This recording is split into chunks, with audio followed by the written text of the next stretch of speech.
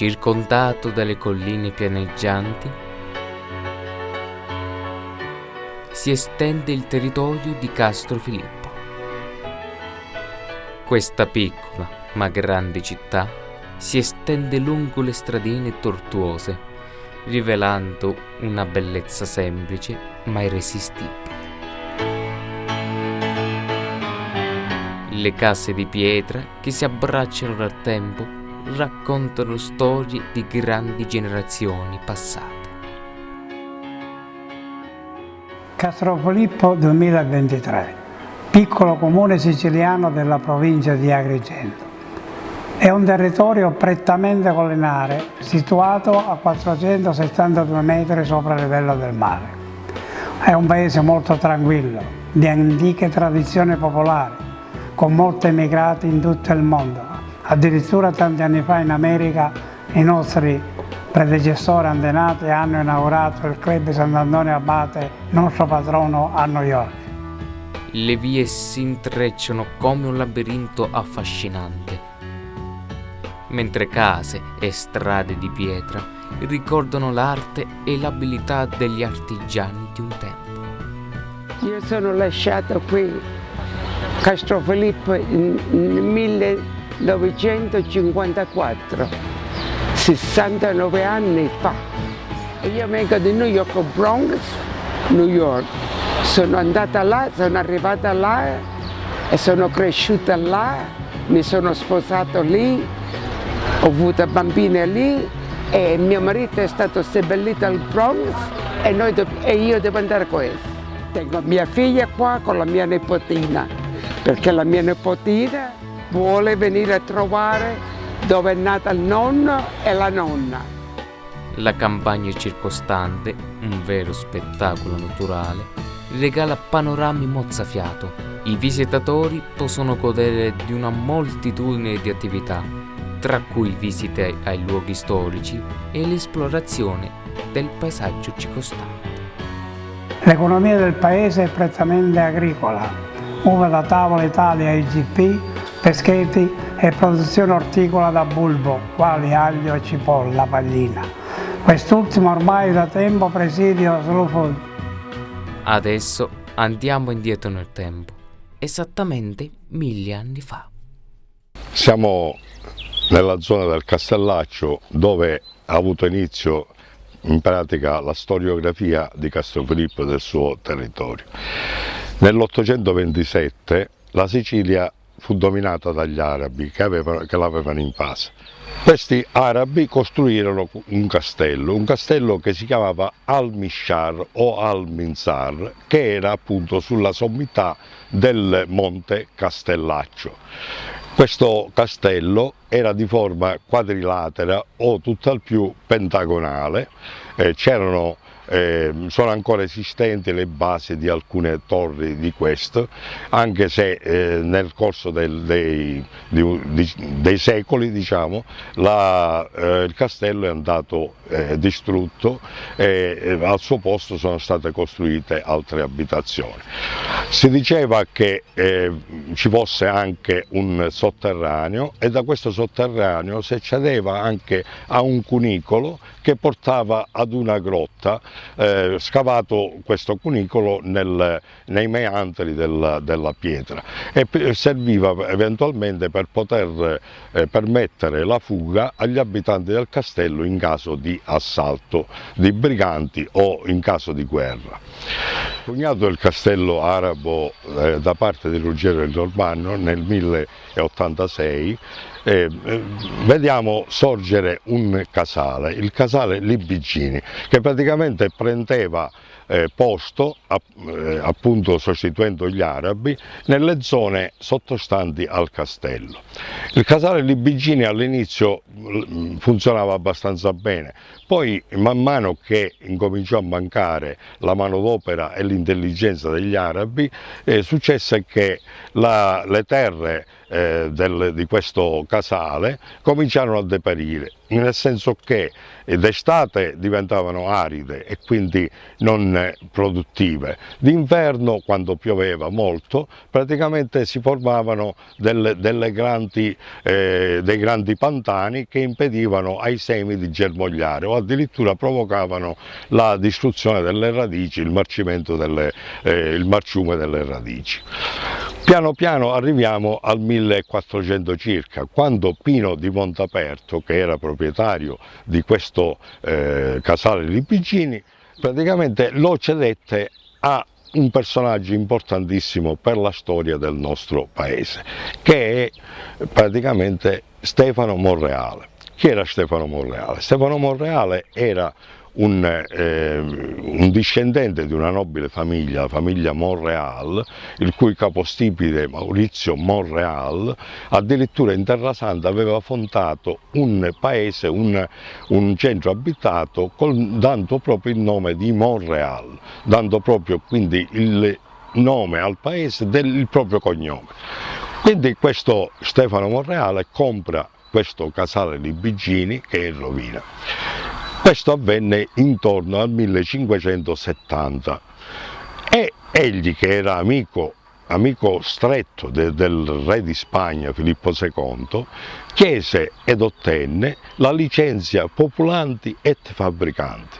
Che cos'era questa licenza? Era la licenza per costruire case, quindi paesi, e popolarli con il diritto di congregare gente, cioè proprio è scritto così nei documenti, cioè di attirare abitanti anche di altri paesi e portarli nel nuovo paese.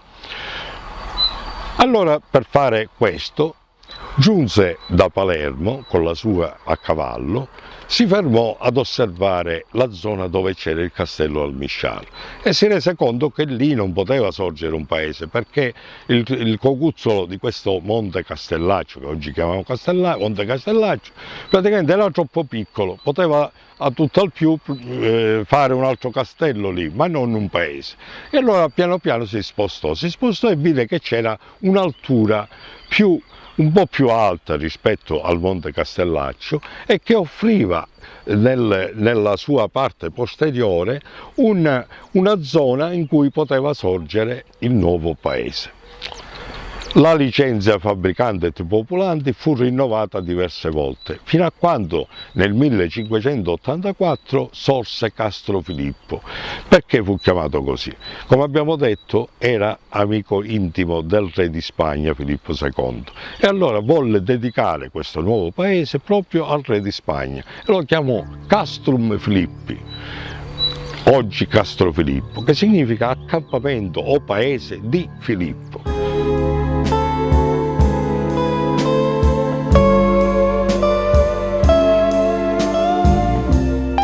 Quindi Stefano Monreale decise il posto dove sarebbe nato la sua Castro Filippo e la nostra Castro Filippo.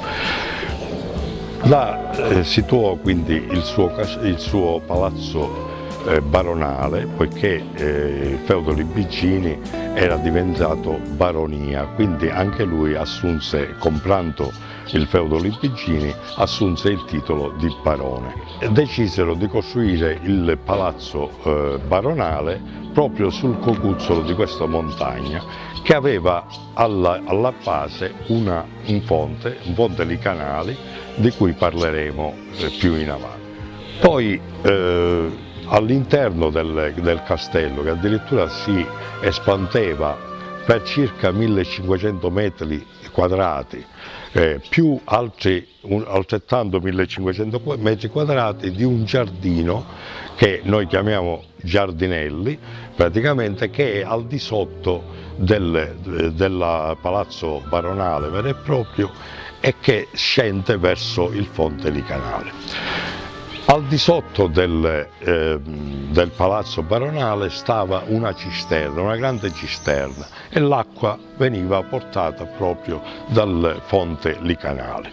Ora vediamo l'interno del cortile castello con le vie, anche le vie che portavano ad esso.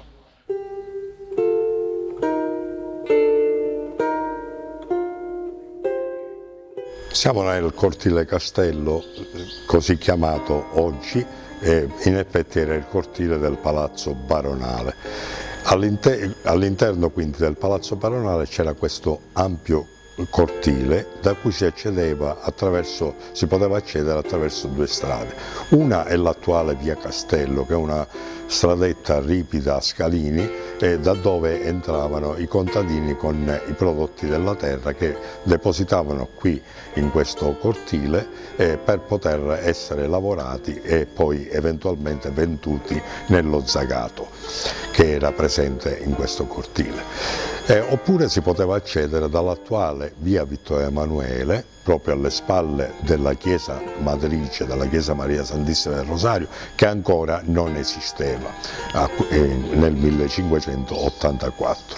Al centro di questo cortile c'era una fontana che dava l'acqua proveniente probabilmente sempre dal Fonte dei Canali, per cui anche questo quartiere veniva anche chiamato quartiere della Fontana.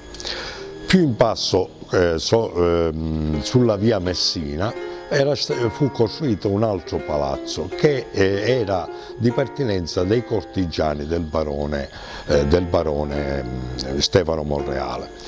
Resta infine da ricordare che nel 1844 fu redatto un documento da me consultato presso l'Archivio di Stato di Agrigento. Da esso mi è stato possibile dedurre una descrizione della Castrofilippo antica. Il palazzo ducale, con tutte le sue pertinenze, venne diviso in lotti e venduto a diversi proprietari, ognuno dei quali ne ricavò con le opportune modifiche la propria abitazione. Questo avvenne nella seconda metà del 1800. Come tutti i piccoli paesi, fino a circa una settantina di anni fa, quando ancora non c'erano gli acquedotti comunali, praticamente si sopperiva con le fontane che erano sorgive e ogni comune aveva le sue. Castrofilippo, quale una delle più famose, diciamo, era la Fontana delle Canali.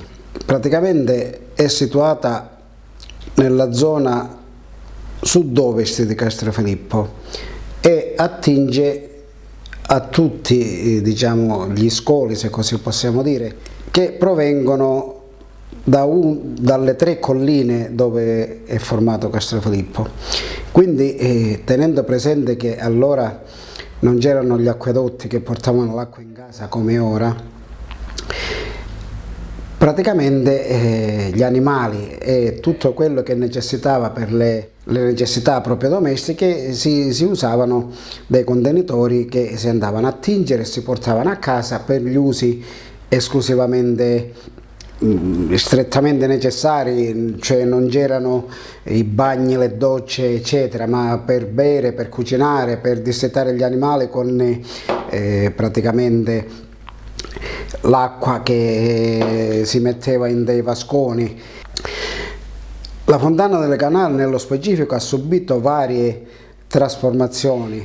Noi abbiamo notizie certe dal catasto del 1844 che questa fontana c'era già e che nel 1847, a seguito di problemi idrici, di inondazione eccetera, il sindaco di allora fece richiesta all'intendente, che era una specie di prefetto, questore, diciamo, responsabile, che l'autorizzò a spendere una certa cifra per rifare la Fontana delle Canali fino a quando la ricordavamo noi negli anni 60-70, quando poi sono scomparse le brivaturi, cioè le vasche dove si abbrevavano gli animali, che è stata ristretta e ci sono ora abitazioni, diciamo. E quindi questa fontana fino agli anni 20 ha subito una piccola riparazione e l'ultima l'ha subito nei primissimi anni 60 del 1900, poi è stata stravolta completamente nello stato in cui lo vediamo ora. Ultimamente hanno cercato di abbellirla con delle giare eccetera, hanno fatto insomma qualcosina, però la peculiarità sorgiva, diciamo, della fontana è scomparsa, l'acqua non corre più, non c'è, diciamo, è rimasto solo come un monumento, se così possiamo dire, decorativo. In via Brodolini viene situata la Scala della Memoria, un monumento dedicato alla legalità e alla pace. Il monumento che vedete alle mie spalle è stato inaugurato il 24 maggio del 2019 con il nome Scala della Memoria. È stata realizzata in occasione della borsa di studio appuntato Salvatore Bartolotta. Si trattava di un nostro compaesano che purtroppo perse la vita durante l'attentato al magistrato Rocco Chinnici. All'epoca sia noi che l'amministrazione comunale volevamo lasciare un monumento che fosse da ricordo e da promemoria per tutti i nostri cittadini, ma soprattutto per i ragazzi. Abbiamo deciso così di unificare due concetti, quello di riqualificazione urbana insieme al progetto della legalità, creando una scala che da una parte riprendesse quelli che erano i colori della bandiera italiana e quindi tutti i nostri ideali, e dall'altro andasse ad imprimere in ogni gradino quelli che sono i nomi di tutte le vittime della mafia. Questa scala è composta da 56 gradini, ma in realtà non sono stati sufficienti per tutti i nomi, purtroppo. Abbiamo in questo modo ricordato non solo la vita di ognuno di loro, ma un posto che rimane nostro per sempre e nello stesso tempo ci consente di poter ricordare singolarmente le nostre vite e di avere anche un posto dove poter riflettere per tutti noi, ricordandoci quelli che sono i valori e gli ideali a cui dobbiamo ispirarci, in modo tale che rimanesse permanente. La scala che oggi vedete è interamente rivestita in ceramica, ma in realtà era stata realizzata a mano da pochi volontari, da pochi promotori. Fortunatamente qualcuno ha creduto in noi e adesso questo progetto rimane qui per sempre. Accanto potete trovare alle mie spalle quello con murales che riprende anche delle rondini. Queste rondini hanno un duplice significato: da una parte richiamano la libertà, la nostra libertà, la libertà di ogni individuo, dall'altro richiamano un ritorno verso casa. Castrofilippo è casa nostra e non vogliamo abbandonare le nostre radici. Abbiamo inserito in questo contesto la scala perché rappresenta un riqualificare una zona di un centro storico che era stata degradata. È una metafora, abbiamo riportato la luce dove c'era il disordine. Così vogliamo fare, garantendo sempre ogni giorno, per quanto per noi possa essere possibile, il senso di giustizia. Speriamo che, così come ci siamo innamorati noi di questa scala, possiate farlo anche voi nel momento in cui venite a visitarla e che la potete fare per sempre vostra.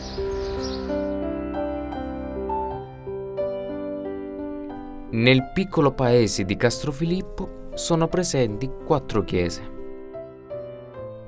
il santuario Sant'Antonio Abate, chiesa Maria Santissima del Rosario, chiesa Sant'Agnese e il Sacro Cuore di Gesù.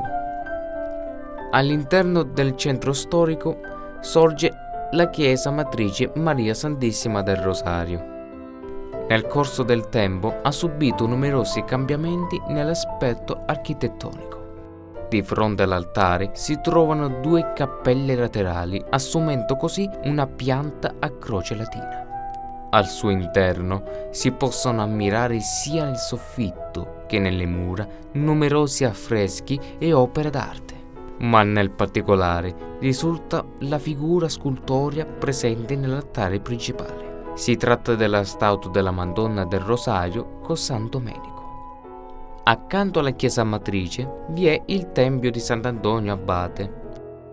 Essa presentata uno stile architettonico seicentesco, costituita da 2 torri campanarie e 2 statue nelle nicchie esterne. Andata in rovina la struttura originaria della chiesa, i lavori di ricostruzione iniziarono nel 1923. Terminarono nel 1933 con una prima solenne processione del Santo Patrono. All'interno dell'altare maggiore è presente il patrono Sant'Antonio, protettore degli uomini, animali e prodotti per l'agricoltura.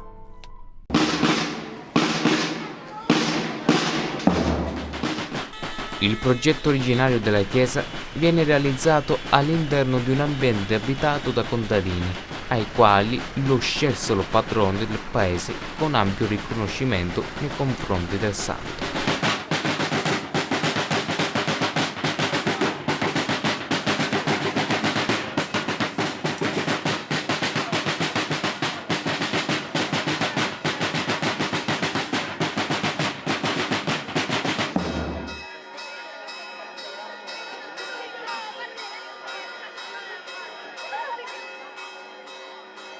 Le tradizioni che avevamo prima era la benedizione degli animali, è stata sempre la più importante di tutti.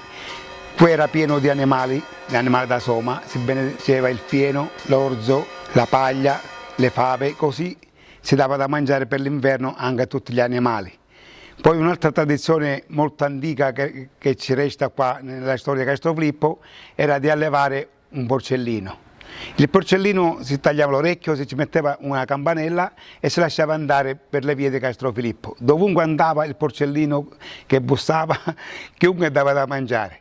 Poi quando cresceva, che veniva l'anno, si vendeva il porcellino, si pagava la festa di Sant'Antonio Abate, si coprivano le spese, qualche cosa. Sant'Antonio ha fatto, ancora ci sono tante belle usanze, non so, quella del pane, ogni famiglia fa un pane e poi lo condivide con tutte le persone che ci sono qui al paese. Si taglia, si dà una fetta di pane a ciascuno, c'è chi fa una gamba e c'è chi fa una testa. Significa che ha avuto una guarigione e allora ancora sono belle tradizioni che restano.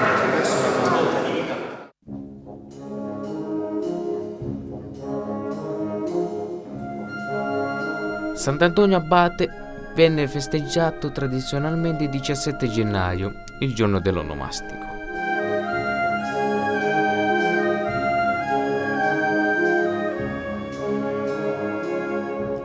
Il festeggiamento viene inoltre replicato negli ultimi giorni di giugno, con spettacoli e tanto divertimento.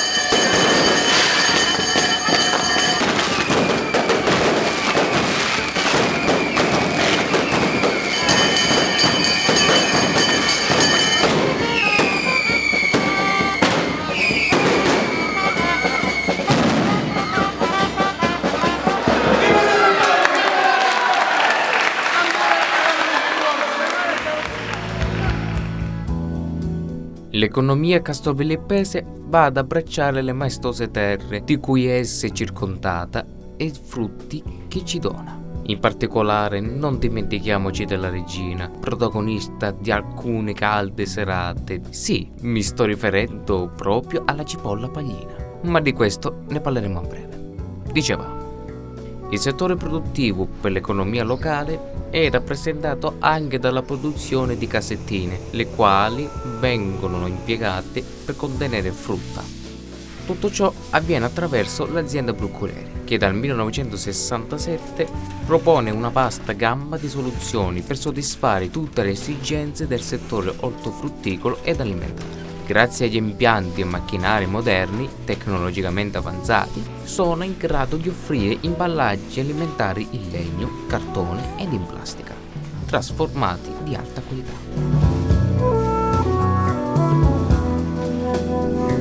L'azienda Bruccoleri Group si è sempre contraddistinta per la professionalità, esperienza e competenza, diventando un punto di riferimento della zona di Agrigento per il packaging ortofrutticolo.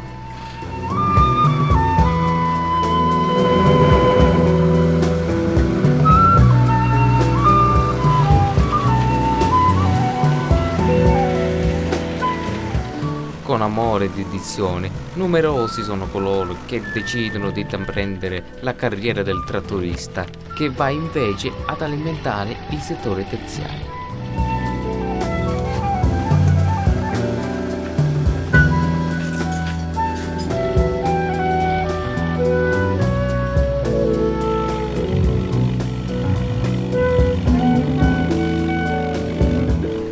Grazie ad essi, che rendono la terra sempre fertile, siamo in grado di sfruttare la copiosa produzione che arriva dritta alle nostre tavole.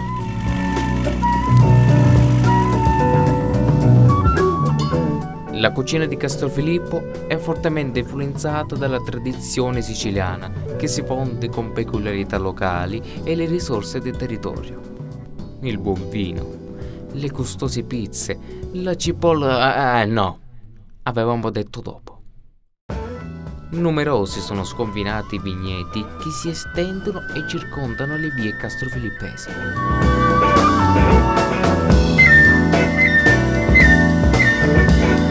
perché regalandoci varietà di vini, quali accompagnano sia primi piatti che secondi.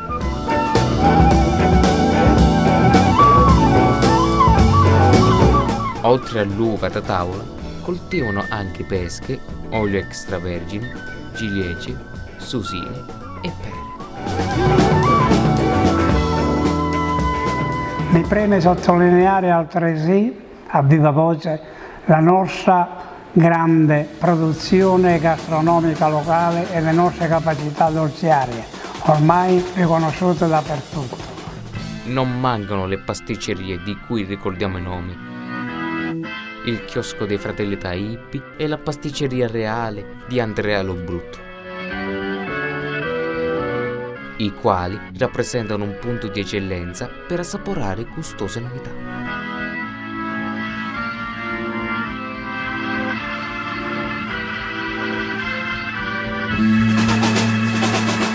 Il cuore della gastronomia è rappresentata da splendidi ristoranti che il paese offre: l'Osteria del Cacciatore, Jack, La Posada, i Desperados, il Casale, antichi sapori, tradizioni e sfizie delizie.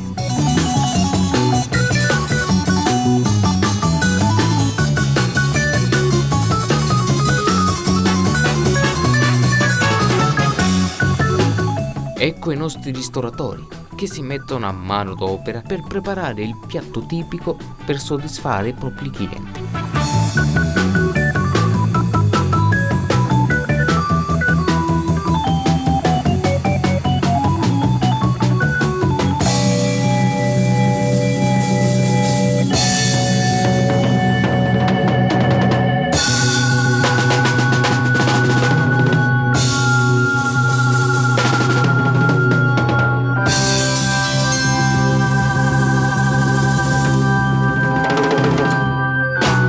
L'ultimo, ma non per importanza, il centro commerciale Le Vigne, in Contrada Cometi, il quale offre numerosi negozi e svaghi al suo interno. Eccoci arrivati al momento tanto atteso. Parliamo proprio di lei, la regina che riavviva le calde serate d'estate, la cipolla paglina, ovvero una varietà di cipolla unica e pregiata. Essa si presenta con un sapore dolce e delicato rispetto ad altre varietà di cipolle, rendendola molto versatile in cucina. È apprezzata sia cruda che cotta ed è un ingrediente comune in molte ricette tradizionali siciliane.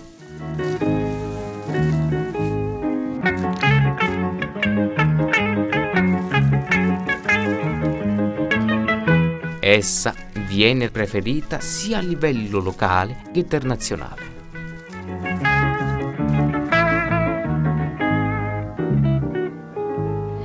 Salve, sono Salvina Lessi, titolare dell'azienda agricola Lobrutto e facente parte dell'associazione Cipolla Paglina di Castrofilippo. Racconto le origini, si registrano le origini della nostra cipolla sin dal 1800, il tempo dei Borboni. Nei vari decenni man mano si è persa la coltivazione della nostra cipolla, poiché subentrano altre tipologie di cipolle molto più resistenti, ma non più buone della nostra. Man mano nel tempo si vanno cambiando le mentalità e quindi un gruppo di agricoltori si sono riuniti e si sono ricreduti a ricominciare a produrre la nostra cipolla paglina, creando l'associazione Cipolla Paglina di Castrofilippo. La nostra cipolla si distingue dalle altre poiché è molto dolce e digeribile. Nel corso degli ultimi anni abbiamo avuto riconosciuto da parte dello Slow Food il Presidio. Presidio è un marchio con la chiocciola che si contraddistingue i nostri prodotti dagli altri poiché sono stati coltivati tramite pratiche tradizionali. In occasione ad essa viene celebrata nelle serate d'agosto la saga della cipolla.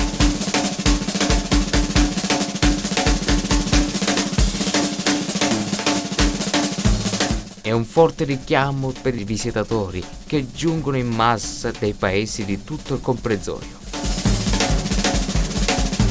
Attraverso momenti di degustazione, street food, spettacolo e tanto divertimento, consente notorietà il prodotto tipico castrofilippese.